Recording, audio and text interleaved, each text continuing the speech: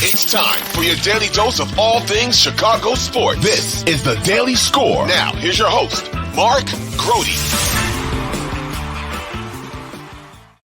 What up, everybody? Welcome into the Daily Score. I am Mark Grote. We're talking about a Bears Wednesday, and that means Justin Fields is speaking as the Bears get ready to take on Detroit, the 9-3 Lions against the 4-8 Bears. Of course, earlier this year, the Bears lost at Detroit in heartbreaking fashion, blew a late lead, a game in which the Bears played well on both sides of the ball until they collapsed on defense. And we'll get into the locker room and get Jaquan Brisker's opinion on what the hell happened and what they're thinking for this week. That's in a second. But we are going to start with Justin Fields in this episode because every once in a while, you get some really good, introspective, real stuff from the Bears starting quarterback. And we certainly got that today. And fair or not, Justin Fields has been under scrutiny since he walked into Haugh, whether it's for his performances, demeanor, everything, leadership. And he's heard it all. He has heard it all. Caleb Williams, Drake May, he's heard it all. He knows what is being said out there. Here is how Justin Fields is dealing with life. I mean, life isn't fair. Me personally, I'm just focused on what I can control, and, the rest is in God's hands. And really, you just put everything in God's hands, it's going to turn out, good for you. So, wherever, if I'm here next year, if I'm not, football doesn't define who I am as a person. Still be in the same place, will still be in God, and really just football-wise, life stuff in general. I think my faith in God is just, my hope in God is just so much more than, anything that can be thrown at me on this earth. So, that's why I don't really stress over stuff like that, over stuff that I can't control.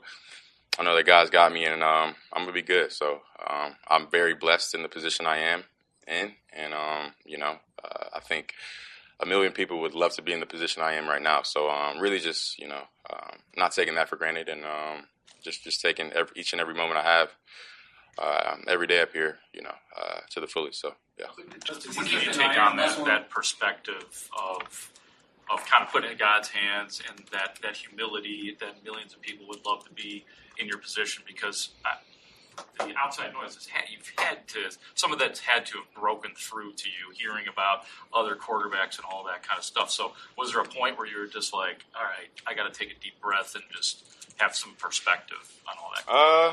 I don't think there wasn't a point. I mean, since I got in Chicago, y'all don't hold back. I hear from y'all, I hear from, fans and stuff like that. So, I don't take any of it personal because I know, everybody's entitled to their opinion on, certain things and stuff like that. So that's one thing I try not to do, is not take anything personal. And, just go about it that way. I've had things in my life. I've had moments in my life to where I've wanted things to happen and it didn't go that way.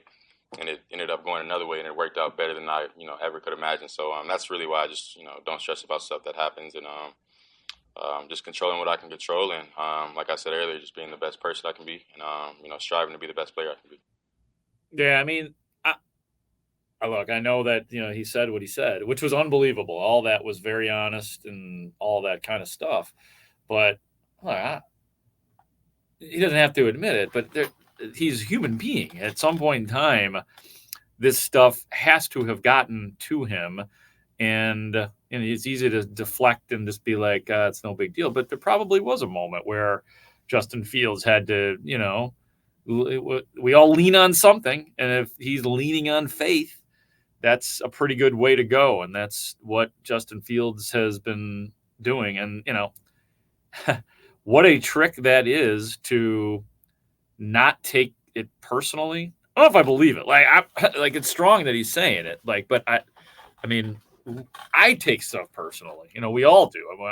I'm in a business too where we are critiqued on the daily. So good for him if he's gotten to that point, and I'd love to know the recipe. So good to hear the real from Justin Fields.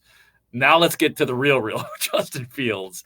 And that has to do with his play on the field and the offense in general. And one of the more frustrating things coming out of the Minnesota win was 3 points off of 4 turnovers. The 2 fumbles in the fourth quarter.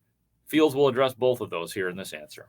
I mean, the mindset is just score. Of course, the better we play complementary football, the better we give our team a chance to win. So, of course, we want to capitalize on those moments when the defense does give us a short field, or, we do have a sudden change moment where they get a turnover or something like that. But, definitely want to start turning those into, touchdowns and, for at least, 3 points. So, definitely got to do a better job with that for sure. Justin, when you have fumbles like you did in Minnesota and you're very attentive and conscientious to make sure that you don't have that, is that at all a result of just trying to make a play, of just getting caught up and trying to get something extra out of a play, and that's where the ball security lapse happens, or how do you view that? Well, yeah, the first one, I think I escaped the pocket probably a little bit too early, and I think as I was going to tuck, he punched it out. The second one, so I think Metellus, he was coming up on the left. I thought Cole was going to block him, and then he just kind of jumped it and really just made a good play. But, no excuses on both of them.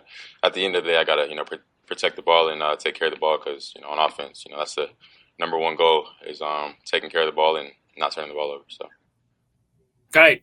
That's right. And it's been a problem throughout his career. So I hope that he figures it out. Appreciate him being specific on all that stuff. But that is a huge thing that Justin Fields carries with him in terms of critiquing him.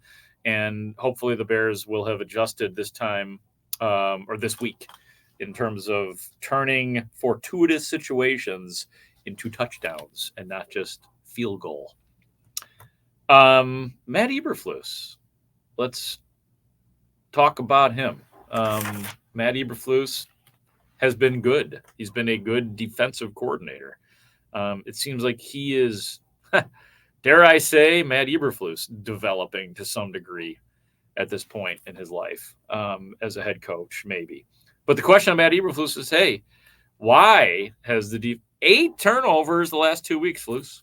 Really, it's about continuity. I think it's more about some of the pressure, that our front four is providing, with Tez and the rest of the group. And our guys are really understanding the coverages now, and then to be able to disguise those coverages, mix them in there. And I think that's really just all-encompassing for that. Certainly there's some luck involved in it at times, the way the ball bounces. But again, hustling and attention to detail creates some of that luck too. And you guys have had your hands on a couple other ones too, right? When you were in Indy, I know your takeaway numbers were high. Did you have a run with 8 in 2 games there? I don't recall. I'm sure it was close to that or more. But, you mentioned about, had a couple more, should have had a couple more. Well, we really got to create those situations for those players. A lot of it's catch angle.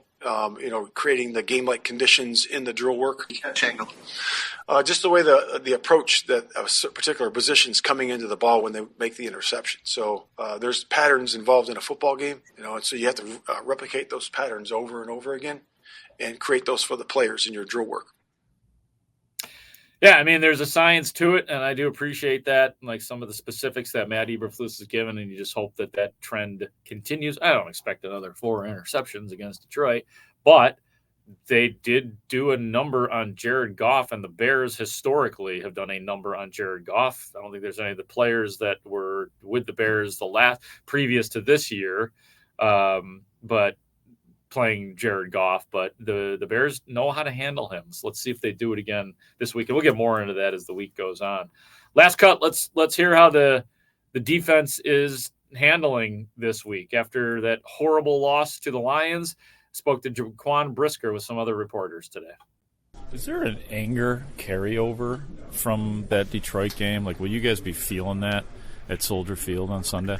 Yeah, I feel like, since we lost the first time that we had a lot of anger, especially losing like that in that type of fashion. It was a heartbreaker. So, guys don't want to lose. Guys want to feel this winning, attitude, the winning, momentum and things like that. So just, continue to ride that, that wave and just focus on ourselves. What is the feeling knowing, the Denver game, the Detroit game, you guys could be right there in the playoff in the thick of things. Is there optimism from that, knowing that, or is it just sting and hurt?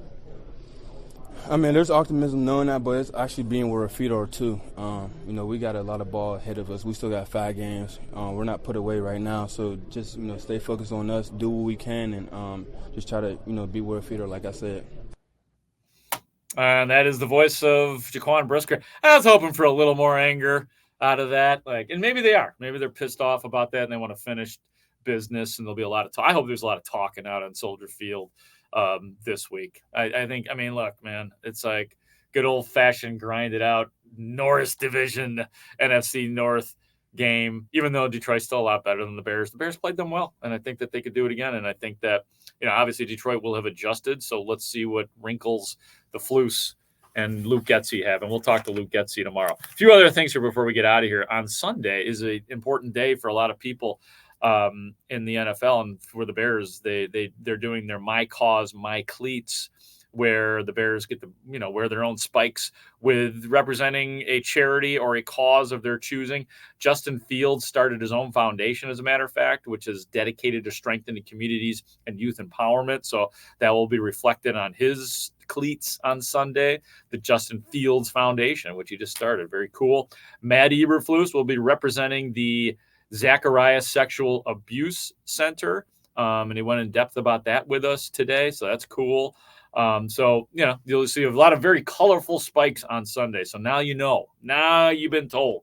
Last thing, Tyreek Stevenson, Larry Borum, Deontay Foreman, all back in full in practice. Thanks for watching this edition of The Daily Score. I'm Mark Grote. Ray Diaz is executive producer, and I will talk to you tomorrow.